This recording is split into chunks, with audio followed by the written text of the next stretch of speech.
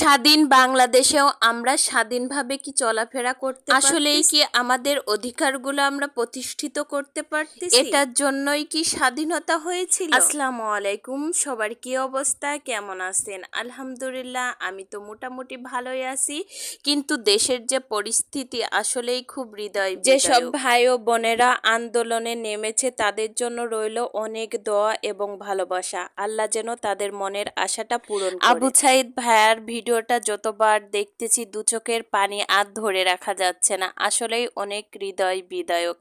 তার বোনের আহাজারি, তার বাবার আহাজারি আসলেই খুব কষ্ট দিচ্ছে সবাইকে। সে ছিল একজন মেধাবী স্টুডেন্ট, সে কখনো ভাবতেও পারেনি তার সাথে এমনটা হয়ে যাবে।